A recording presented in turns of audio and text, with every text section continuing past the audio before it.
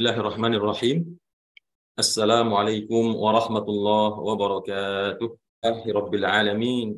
Wassalatu wassalamu ala asyrafil anbiya'i wal mursalin wa ala alihi wa ashabihi wa man ittaba'a bihudahu ila yaumiddin.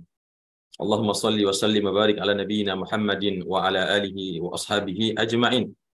Amma ba'd. Bapak dan Ibu, ikhwan wal akhwat, saudara dan saudari sekalian yang dimuliakan Allah.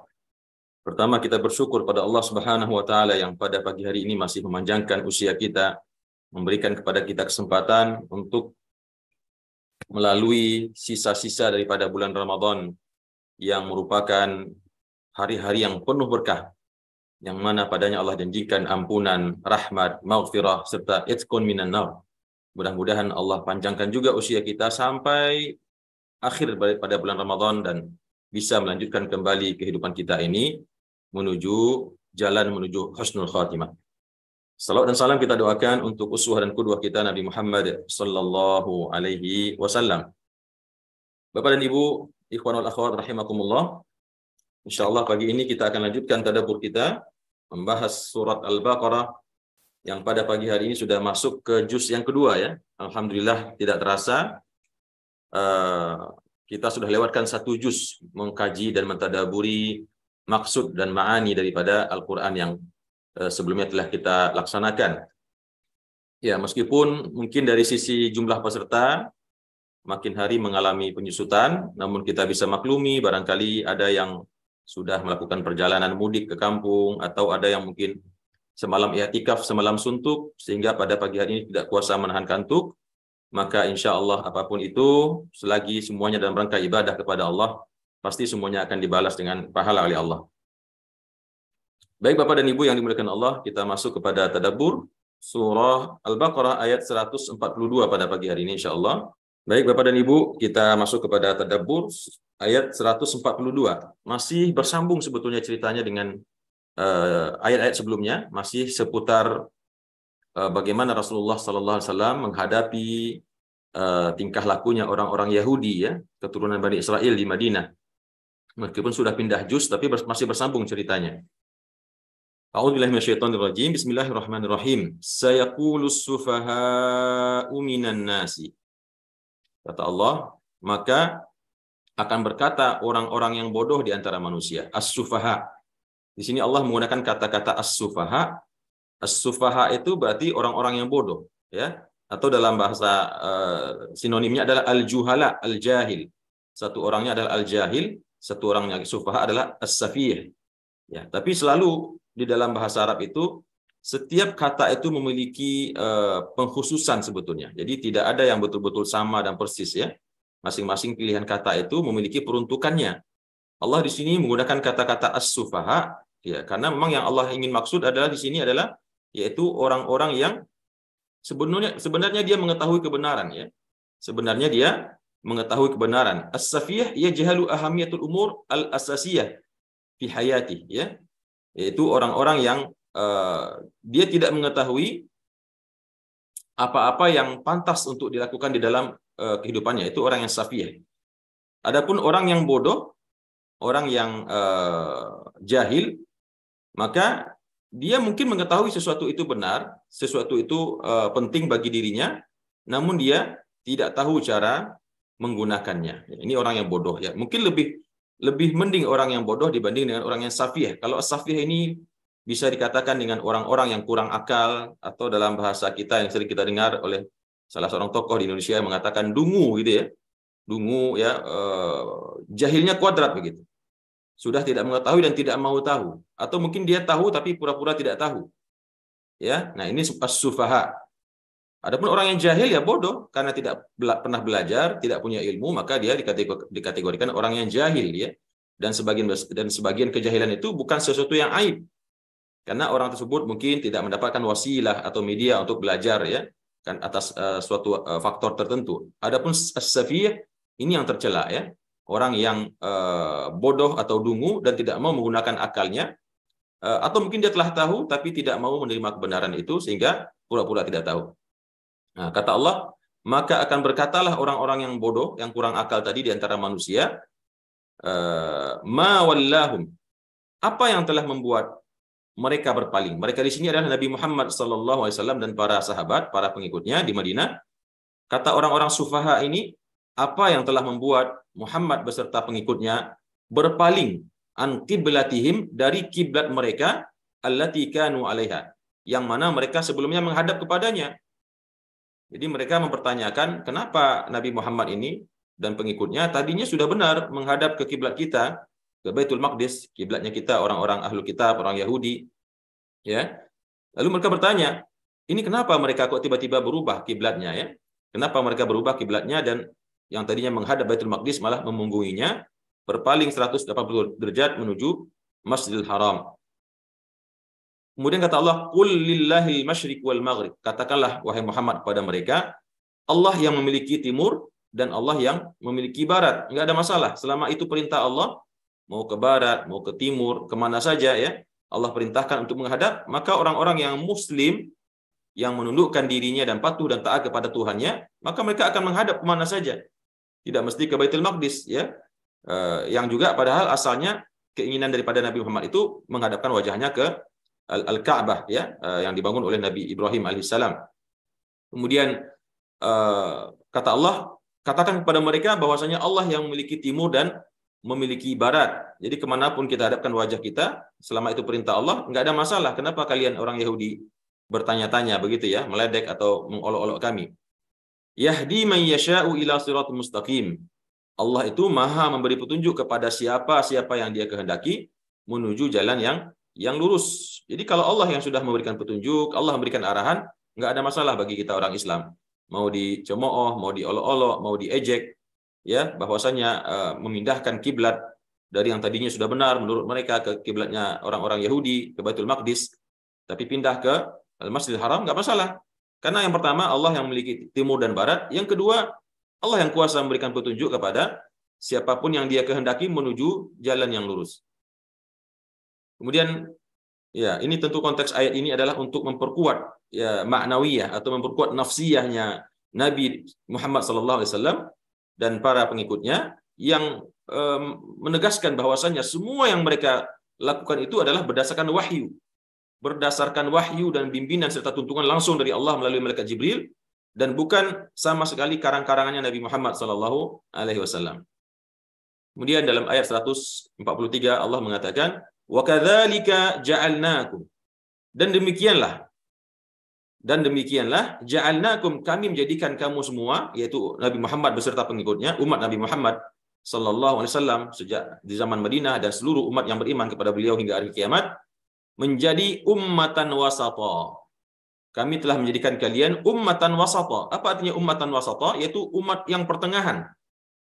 Sebagian ahli tafsir mengatakan wasata ini berarti adil, umat yang adil, ya, umat yang senantiasa berkata benar, bersikap benar, ya, agamanya mengandung nilai-nilai kebenaran yang moderat, tidak berlebih-lebihan seperti imannya orang Nasrani yang sampai mengkultuskan nabinya bahkan sampai ke level Tuhan, dan tidak seperti imannya orang Yahudi yang kebablasan, artinya sangat kurang, ya, sampai mereka mengintimidasi dan membunuh para nabi Allah dan tidak beriman dan seringkali ingkar dengan ajarannya.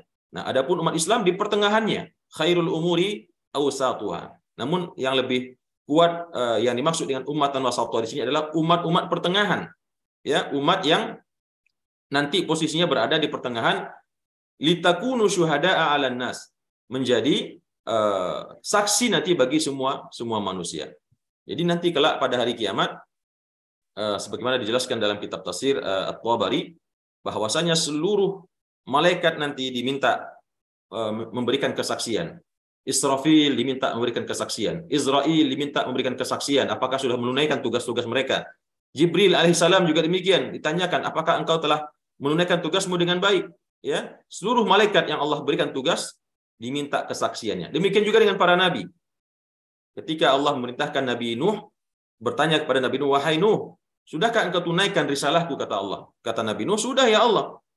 Kemudian kata Allah, siapa yang menjadi saksimu? Umatku. Kemudian tak dipanggil umatnya Nabi Nuh. Lalu apa jawaban umat Nabi Nuh? Enggak pernah, ya Allah. Si Nuh ini, ya, atau si Nabi Nuh ini tidak pernah memberikan dakwah, menyampaikan risalahmu kepada kami. Mereka ingkari. Bahkan di akhirat sekalipun mereka berbohong pada Allah, ya, membohongi nabinya dan membohongi Allah Subhanahu wa taala. Dipanggil pula Nabi Musa, ya, nabi dan nabi-nabi semuanya nabi. Sehingga para nabi itu kemudian mendengar kaumnya sendiri yang mendustai dan membohongi kesaksiannya akan dakwah yang telah mereka tunaikan. Lalu para nabi tersebut berkata, kami memiliki saksi ya Allah, yaitu umatnya Muhammad sallallahu alaihi wasallam. Jadi kita nanti umat Nabi Muhammad sallallahu alaihi wasallam akan memberikan kesaksian di hadapan Allah terhadap seluruh nabi-nabi Allah, seluruh nabi-nabi dan rasul Allah yang telah diutus kepada umat mereka masing-masing. Namun umatnya ingkar, berbohong, mendustakan. Nah, mereka para anbiya dan para rasul itu diberikan kesaksian oleh umat Nabi Muhammad sallallahu alaihi wasallam. Karena apa? Karena di dalam iman kita, di dalam Al-Qur'anul Karim, ajaran Al-Qur'an, ya, ajaran Nabi Muhammad meminta kita untuk mengimani dengan sepenuh hati akan kenabian para nabi dan para rasul yang telah terdahulu, ya. Tidak satu pun yang kita ingkari dan semuanya kita yakini telah mendakwahkan risalah Allah dengan sebaik-baiknya kepada kaum mereka. Sehingga inilah keistimewaan Nabi Muhammad SAW dengan umatnya menjadi ummatan wasata, ya, umat yang pertengahan, umat yang moderat, umat yang tidak berlebihan dalam mentuhankan nabinya dan juga tidak terlalu kurang di dalam beriman dan mengikuti atau taat kepada nabinya sebagaimana orang Yahudi, tapi pertengahan, umat yang moderat, ya. Moderat dalam artian yang baik tentunya, ya, bukan moderat dalam artian lebih condong kepada hal yang negatif, ya, karena tidak mau menegakkan yang benar sehingga akhirnya abai, santai, easy going begitu istilahnya, ya. Bukan itu yang kita maksud dengan moderat di sini. Moderat di sini adalah tidak berlebihan dalam beribadah yang membuat dia meninggalkan dunia yang mestinya dia makmurkan, dia tunaikan dengan sebaik-baiknya tugasnya sebagai khalifah, dan juga tidak melulu dunia yang dikejar. Dia kerahkan segala daya dan upaya untuk bekerja di dunia, memakmurkan dunia, tapi lupa untuk beribadah kepada Allah dan lupa kepada kampung akhirat. Nah, khairul umuri awsatuha. Sebaik perkara itu adalah yang pertengahan. Ya, tidak la tafrid wala ifrat. Tidak kurang dan tidak berlebih. Wa yakuna ar-rasulu 'alaikum syahida. Dan agar nanti ar-rasul yaitu Nabi Muhammad sallallahu alaihi wasallam menjadi saksi atas kalian semua bahwasanya kalian telah menjalankan agamanya, telah beriman kepada Allah Subhanahu wa taala dan menjalankan semua syariat dan perintahnya, meninggalkan larangannya, dan kalian pun juga telah selesai memberikan kesaksian di hadapan Allah kepada segenap para nabi dan para rasul yang diingkari dan didustakan oleh kaumnya. Lalu setelah itu Rasul kita pun Nabi Muhammad memberikan kesaksian kepada kita bahwasanya kita telah menunaikan tugas kita dengan baik. Wa ma ja'alnal qiblata allati kunta 'alaiha. Dan kami tidak pernah menjadikan al-qiblah, kiblat, ya, allati kunta 'alaiha, yang kamu sebelumnya berada di atasnya, yang kamu sebelumnya menghadap kepadanya. Jadi maksudnya adalah kami tidak pernah menjadikan kiblat yang sebelumnya kamu menghadap kepadanya, yaitu kepada Baitul Maqdis, illa lina'lama, kecuali hanya untuk agar kami mengetahui siapa yang mengikuti Rasul. Jadi Allah ketika memerintahkan Nabi Muhammad sallallahu alaihi wasallam ketika sampai dalam perjalanan hijrahnya dari Makkah ke Madinah, ya, meskipun asalnya Nabi Muhammad dan kaumnya dan Islam itu pertama kali datang di Makkah, dan di situ ada Al-Ka'bah Al-Musyarrafah, Baitul Haram. Namun Allah perintahkan kepada Nabi Muhammad untuk menghadap ke Baitul Maqdis, ke Palestina, ke kiblatnya orang-orang Yahudi. Apa hikmahnya? Kata Allah di sini, dan kami tidak pernah memerintahkan kamu, tidaklah kami menjadikan kiblat yang sebelumnya kami perintahkan kamu menghadap kepadanya, illa lina'lama, kecuali untuk agar supaya kami mengetahui siapa yang mengikuti Rasul. Ya, bukan berarti Allah nggak tahu, Allah tahu sebetulnya. Tapi untuk memperlihatkan kepada Nabi Muhammad SAW dan kepada para sahabatnya, siapa di tengah-tengah mereka, di antara mereka yang betul-betul tunduk, ikhlas, tulus, ya, percaya sepenuhnya kepada nabinya Nabi Muhammad meskipun menyuruh memindahkan kiblat yang semula mereka menginginkannya ke Ka'bah, lalu disuruh pindah ke Baitul Maqdis. Nah, agar Allah memperlihatkan siapa yang betul-betul mengikuti Rasul ini, ya, yang mengatakan sami'na wa ata'na mimman yanqalibu ala aqibaih. Siapa yang mengikuti Rasul daripada orang-orang yang justru berbalik, ya, meninggalkan Nabi Muhammad sallallahu alaihi wasallam dengan kiblat yang diperintahkan oleh Allah. Wa ma ja'alna al-qiblata allati kunta 'alaiha illa lina'lama may yattabi'ur rasula mimman yanqalibu 'ala aqibat. Allah jadikan kiblat itu yang diperintahkan dulu ke Baitul Maqdis, kemudian setelah itu Allah perintahkan untuk dipindahkan ke Masjidil Haram, ya, yang tentunya bagi orang yang goyah imannya, yang kurang imannya, yang memang dari awal itu kurang serius beriman, hanya ikut-ikutan, mereka akan terpengaruh dengan propagandanya orang Yahudi, orang musyrik dari kalangan Makkah dan Madinah. Bahkan orang-orang munafik yang mengatakan, itu si Muhammad kenapa sih itu sudah ragu dia dengan agamanya, atau mungkin dia sudah kangen sekali dengan kiblat kampung aslinya sehingga dia pindahkan, ya. Jadi serba salah. Menghadap ke Masjidil Aqsa dirasani oleh orang-orang Yahudi. Lihat tuh Muhammad, ya, toh juga ngikutin kiblat kita tapi nggak mau beriman dengan agama kita. Tapi urusan kiblat mereka ikut dengan kita ke Baitul Maqdis. Tapi di lain sisi orang-orang musyrikin, orang-orang munafik juga ngerasani Nabi Muhammad. Lihat tuh Muhammad, dia menghadap ke kiblatnya orang Baitul Maqdis, orang Yahudi. Padahal punya kiblat sendiri di kampungnya, yaitu di Makkah. Nah, begitu wahyu Allah turun, karena memang Rasulullah sallallahu alaihi wasallam merasa tidak berkenan hatinya diperintahkan untuk menghadap ke Baitul Maqdis, sehingga beliau nanti di ayat berikutnya dikatakan senantiasa sepanjang waktu mengangkat wajahnya dan kedua tangannya memohon kepada Allah agar diberikan wahyu untuk memindahkan kiblat, karena ingin berselisih, ingin menyelisihi orang-orang Yahudi yang sepanjang waktu mengolok-olok Nabi Muhammad sallallahu alaihi wasallam, ya. Nah, kemudian kata Allah, dan sesungguhnya wa in kanat lakabiratan, dan sesungguhnya menghadap kiblat ke Baitul Maqdis yang semula dilakukan oleh Nabi Muhammad sallallahu alaihi wasallam dan pengikutnya itu merupakan sesuatu yang sangat berat, ya. Sesuatu yang sangat berat, ya, mereka tidak menginginkannya, ya. Illa 'alal ladzina hadallah, kecuali bagi orang-orang yang Allah beri petunjuk. Jadi ujian keimanan yang pertama disuruh berkiblat ke Baitul Maqdis, kemudian disuruh lagi berputar lagi kepalanya menghadap ke Masjidil Haram, ini kata Allah la kabirah. Ini perkara yang sangat berat tentunya, ya.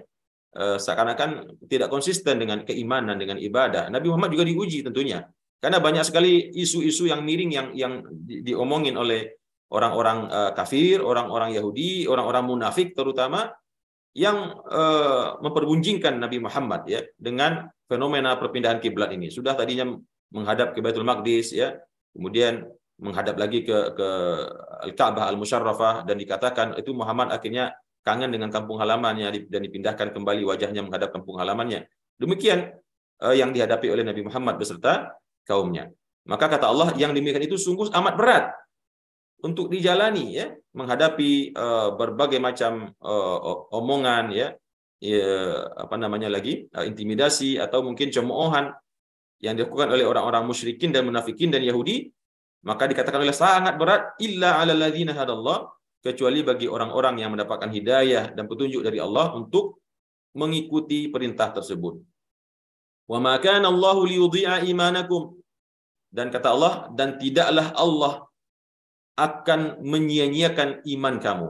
Ya, yang dimaksud di sini adalah Allah tidak akan menyia-nyiakan pahala solat yang sebelumnya kiblatnya menghadap Baitul Maqdis. Karena ada di antara sahabat yang mungkin imannya juga masih goyah, ya, yang mereka mengatakan, ya, saling berbincang di antara mereka, ya Allah, ini bagaimana ini? Tadinya kita sholat selama 16 bulan namanya menghadap Baitul Maqdis. Itu sholat kita itu atau sholat teman-teman kita yang kemarin meninggal dan kiblatnya selama 16 bulan itu ke Baitul Maqdis, itu diterima nggak oleh Allah begitu? Atau jangan-jangan ibadah mereka itu ibadah sia-sia? Jangan-jangan dulu kita salah kiblat begitu kira-kira, ya? Mungkin begitu perkataan orang-orang yang imannya agak lemah di dalam jiwanya, yang tidak meyakini bahwasanya apa saja yang diperintahkan oleh Nabi kita itu wa ma yantiqu anil hawa in huwa illa wahyu yuha. Tidak pernah Nabi Muhammad itu sedikit pun menyampaikan perintah, larangan, ajaran dari hawa nafsunya, melainkan semua berdasarkan wahyu daripada Allah Subhanahu wa taala. Makanya Allah mengatakan, "Wa ma kana Allahu liyudhi'a imanakum." Allah tidak mungkin menghilangkan pahala iman. Iman di sini adalah salat maksudnya. Yaitu pahala kepatuhan kalian, ketundukan kalian, iman kalian, yang maksudnya adalah salat menghadap Baitul Maqdis yang sebelumnya itu tidak mungkin akan dihilangkan begitu saja oleh Allah. Tetap dicatat. Tetap dicatat di dalam buku amal baik kita. Karena pada dasarnya itulah perintah Allah, ya. Bukan karangan Nabi Muhammad atau bukan pandai-pandainya Nabi Muhammad membuat kiblat ke Baitul Maqdis. Kemudian kata Allah, innallaha bin-nasi la raufur rahim. Enggak mungkin Allah menghilangkan pahala salat yang menghadap kiblat Baitul Maqdis tersebut. Kenapa? Karena innallaha, karena sesungguhnya Allah itu bin-nasi la raufur rahim. Allah itu dengan manusia Maha Pengasih dan Maha Penyayang. Rauf, ya. Allah menggunakan kata-kata rauf, ya. Biasanya rahim itu digandeng dengan Ghafurur Rahim, Ar-Rahmanir Rahim, ya. Tapi di sini Allah gandeng dengan Rauf. Rauf ini adalah sama dengan Rahim, penyayang, pengasih, tapi sudah puncaknya kasih sayang begitu. Ketika seseorang sudah sampai ke puncaknya mewujudkan rasa kasih sayangnya, yang memang orang itu penyayang, tapi sudah sampai ke puncaknya, ke klimaksnya begitu, ya, maka ini disebut dengan Rauf, ya. Dan dia meliputi semua makhluknya, sebagaimana sifat Ar-Rahman. Tapi kalau Ar-Rahman, kemarin kita jelaskan dalam penjelasan Bismillahirrahmanirrahim, penyayang yang sama levelnya dengan Rahim, akan tetapi kalau Rahman dia meliputi semua makhluk, semua ciptaan, tanpa membeda-bedakan muslimkah, kafirkah, munafikkah, musyrikah, fasikkah, semua diberikan nikmat oleh Allah, ya. Semuanya mendapatkan dampak daripada sifat Allah yang Maha Pengasih dan Penyayang tersebut. Ar-Rahim, sifat kasih sayang yang diberikan khusus kepada orang-orang yang beriman, ya. Adapun Rauf di sini adalah sifat Allah yang juga tersendiri penyebutannya di dalam Asmaul Husna, yaitu sifat penyayang atau pengasih yang luar biasa tingginya, gitu, ya, yang sudah sampai ke tingkatan tertinggi. Nah, makanya Allah ketika mengatakan tidak mungkin Allah menghilangkan pahala kalian, karena Allah itu Maha Pengasih dan Maha Penyayang kepada manusia. Tidak zalim Allah itu, ya. Ketika Allah perintahkan, udah capek-capek orang beribadah, kemudian dipindahkan kepada kiblat yang berikut, apakah tidak dicatat oleh Allah? Tidak. Artinya bukan demikian. Justru Allah catat semuanya, ya, karena Allah itu Maha Pengasih dan Maha Penyayang kepada manusia. Kemudian dalam ayat selanjutnya 144, Allah melanjutkan masih bercerita tentang bagaimana peristiwa berpindahnya kiblat dari Baitul Maqdis ke Masjidil Haram. Kata Allah, qad nara taqalluba. Ini mengulangi cerita sebetulnya Allah, ya. Padahal ini sudah tuntas di atas sebetulnya. Tapi Allah tekankan kembali agar Nabi Muhammad SAW bersyukur kepada Allah dan kaumnya semakin kokoh hatinya bahwasanya apa yang disampaikan oleh Allah berupa pindahnya wahyu itu betul-betul dari Allah. Pindahnya kiblat maksudnya. Kata Allah, qad nara taqalluba wajhik. Sungguh kami telah melihat, kami mengetahui di sini, nara au na'lamu. Kami mengetahui, melihat atau memandang taqalluba wajhika, di mana wajahmu itu senantiasa menengadah, ya, menengadah menghadap ke atas, fis sama, ke atas langit. Kita bayangkan Nabi Muhammad SAW itu ketika 16 bulan lamanya kiblat menghadap Baitul Maqdis, setiap hari sepanjang waktu beliau berdoa kepada Allah, menghadapkan wajahnya ke langit, mengangkat kedua tangannya, dan ini juga memberikan ilmu kepada kita bahwasanya boleh berdoa itu menghadapkan wajah ke langit, ya, mengangkatkan kedua tangan menghadap ke langit, memohon kepada Rabbus samawati wal ard, Tuhannya langit dan Tuhannya bumi, ya. Tentunya ketika itu berada di alam bebas mungkin, ya, lebih khusyuk terasa, gitu, ya, atau mungkin di dalam rumah juga tidak masalah, ya. Banyak tata cara berdoa. Yang penting bagaimana supaya kita khusyuk berdoa kepada Allah Subhanahu wa taala. Maka kata Allah, kami mengetahui bahwasanya engkau tidak putus-putus menengadahkan wajahmu ke langit, memohon, meminta agar kiblat segera dialihkan menuju Masjidil Haram. Maka kata Allah, falanwalliyannaka qiblatan tardaha. Karena kami tahu kamu tidak putus-putus menengadahkan wajahmu ke langit, memohon dan meminta terkait kiblat ini, maka kata Allah, maka sungguh kami akan palingkan kiblatmu kepada kiblat yang engkau ridhoi. Akan kami palingkan wajahmu menghadap kiblat yang engkau ridhoi, ya. Nah, kata Allah, fawalli wajhaka syatral Masjidil Haram. Maka sekarang palingkanlah, hadapkanlah, arahkanlah wajah engkau wahai Muhammad dan para pengikutmu, ke arah Masjidil Haram, ya. Nah, di sini Allah menggunakan kata-kata syatara atau nahwatin, ke arah. Jadi tidak mesti pas persis ya, karena dulu kan tidak ada alat ukur untuk mengetahui persisnya di mana Ka'bah itu, tapi cukup dengan mengetahui di mana posisi kota Mekah ya, terhadap kota Madinah. Jadi kalau sudah kita menghadap kira-kira itu kota Mekah, berarti kita sudah menghadap kiblat. Jadi kalau kita sholat ya miring sedikit, mencong sedikit gitu ya. Nah, itu sebetulnya tidak masalah selama memang arah itu menuju Arab Saudi atau menuju kota Makkah paling tidak ya. Tapi karena sekarang teknologi sudah canggih, orang sudah bisa persis dengan bantuan alat pencari kiblat menggunakan kompas untuk mendapatkan posisi Ka'bah secara akurat ya. Itu tentu lebih baik lagi. Namun di sini Allah mengatakan fawalli wajhaka syatral masjidil haram. Maka palingkanlah, hadapkanlah wajahmu ke arah di mana terdapat Masjidil Haram, yaitu Ka'bah Al-Musyarrafah. Mohon maaf Bapak dan Ibu, barangkali terdengar suara berisik karena hujan turun cukup deras di tempat saya berada. Mudah-mudahan tidak terganggu ya. Dan cukup jelas terdengar suaranya Ustaz Hafiz? Ustaz, jelas-jelas, sangat jelas sekali. Baik, alhamdulillah. Wa haitsu ma kuntum fawallu wujuhakum syatara. Maka karena sekarang kami telah perintahkan kalian untuk memindahkan kiblat kalian ke Masjidil Haram, maka di mana saja kalian berada, wa haitsu ma kuntum fawallu wujuhakum syatrah, maka palingkanlah, hadapkanlah, arahkanlah wajah kalian menghadap Masjidil Haram itu. Nah, ini jadi menghapuskan syariat yang sebelumnya menghadap salat atau kiblat ke Masjidil Aqsa, dihapuskan oleh ayat ini, sehingga jadilah sejak itu Nabi Muhammad beserta pengikutnya menghadap Masjidil Haram. Yang pada dalam kisah atau sirah disebutkan itu terjadi di saat mereka sedang di tengah-tengah sholat berjamaah, ya, di tengah sholat berjamaah Rasulullah dapat wahyu ini. Rasulullah berjalan mengarah kepada yang tadinya posisinya di depan, kemudian berjalan menuju ke belakangnya posisi jamaah yang sholat, kemudian yang jamaah pun memutar badannya 180 derajat sehingga semuanya menjadi menghadap Al-Masjidil Haram, yang tentunya Bapak dan Ibu di sini banyak yang telah pernah pergi umrah atau haji, telah pernah menziarahi tempat yang menjadi saksi sejarah perpindahan kiblat tersebut, yaitu Masjid Qiblatain ya, di Al-Madinah Al-Munawwarah. Kemudian kata Allah, wa innal ladzina utul kitab la ya'lamuna annahu al-haqqu min rabbihim, dan sesungguhnya orang-orang yang diberikan Alkitab, orang Yahudi dan orang Nasrani, mereka itu sungguh mereka sangat mengetahui annahul haqqu min rabbihim, bahwasanya perintah tentang kiblat ini adalah kebenaran daripada Tuhan mereka ya.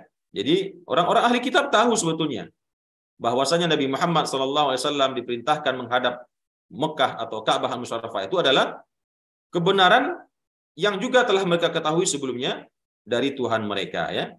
Cuman begitulah sifatnya orang Yahudi dan orang Nasrani yang tidak mau beriman dengan syariat dan risalahnya Nabi Muhammad SAW. Wa mallahu bighafilin amma ya'malun, dan Allah tidaklah sama sekali lalai atau lengah ya, tidak mengetahui amma ya'malun, apa-apa yang mereka kerjakan, yang dicemoohkan oleh orang-orang Yahudi, Nasrani, orang-orang musyrik, orang-orang munafik, mengintimidasi dan mengolok-olok menyakiti hati Nabi Muhammad dan kaumnya terkait masalah kiblat ini. Allah tidak pernah lalai, tidak pernah lengah terhadap apa-apa yang mereka kerjakan. Semuanya dicatat oleh malaikat ya, yang akan menjadi memperbanyak dan memperkuat azab bagi mereka kelak di akhirat. Kemudian di ayat 145 Allah mengatakan, wala in ataital ladzina utul kitab. Tadi Allah mengatakan orang-orang ahli kitab itu tahu sebetulnya dengan apa yang kamu lakukan ini berupa pindah kiblat, karena itu adalah kebenaran yang datang dari Tuhan mereka. Ya, telah mereka ketahui sebelumnya. Wala in ataital ladzina utul kitaba. Ya, di sini Allah mempertegas, menguatkan hati Nabi Muhammad dengan menyampaikan ayat ini. Dan sungguh jika engkau mendatangkan, wahai Muhammad, mendatangkan alladzina utul kitab, orang-orang yang diberikan Alkitab itu, jika engkau memberikan, mendatangkan, menghadirkan kepada mereka bikulli ayatin, dengan semua bukti-bukti, semua ayat, bahkan bisa jadi semua mukjizat. Ya, kata Allah, bahkan jikapun engkau mendatangkan untuk mereka ahlul kitab tadi itu, orang-orang yang diberikan Alkitab, bikulli ayatin, semua ayat, semua petunjuk, semua bukti, ya, bahkan semua mukjizat yang menunjukkan kebenaran kenabianmu wahai Muhammad, ma tabi'u qiblatak, mereka tidak akan pernah mau mengikuti kiblatmu. Ya, bagaimana mau mengikuti kiblat? Beriman saja tidak. Ya, ini artinya Allah ingin membuat al-wala wal bara, berlepas dirilah Nabi Muhammad engkau dengan orang-orang tersebut, karena apapun yang engkau lakukan, ayat apapun yang engkau tunjukkan kepada mereka, bukti apapun, penjelasan apapun, bahkan mukjizat apapun, mereka selamanya tidak akan pernah ikut kepada agamamu, apalagi mengikuti kiblatmu, ya. Mereka tidak akan pernah mengikuti kiblatmu, wa ma anta bitabi'in qiblatahum, dan kalian juga wahai Muhammad, kamu Muhammad dan pengikut engkau tidak lagi pernah akan mengikuti kiblat mereka. Jadi setelah hari ini kata Allah, telah dipindahkan kiblat kalian ke Masjidil Haram, orang-orang fasik, orang-orang Yahudi, ya, dan ahlu kitab itu tetap tidak akan pernah ikut kiblat kalian, dan kalian juga tidak akan ikut lagi kiblat mereka. Wa ma ba'duhum bitabi'in qiblata ba'd, dan tidak pula sebagian mereka akan mengikuti kiblat sebagian yang lain. Artinya ini sesama orang Yahudi dan orang Nasrani. Allah mengatakan orang Yahudi nggak mungkin ikut kiblatnya Nasrani, ya, ke Masyrik, dan orang Nasrani tidak ikut pula kiblatnya orang Yahudi. Sesama mereka pun nggak akan pernah saling kompak, ya, untuk ikut-ikutan kiblat yang lain. Kemudian wala ini taba'ta ahwa'ahum, dan sungguh jika engkau Muhammad sallallahu alaihi wasallam mengikuti hawa nafsu mereka, jika engkau mengikuti hawa nafsu mereka setelah datangnya kepadamu,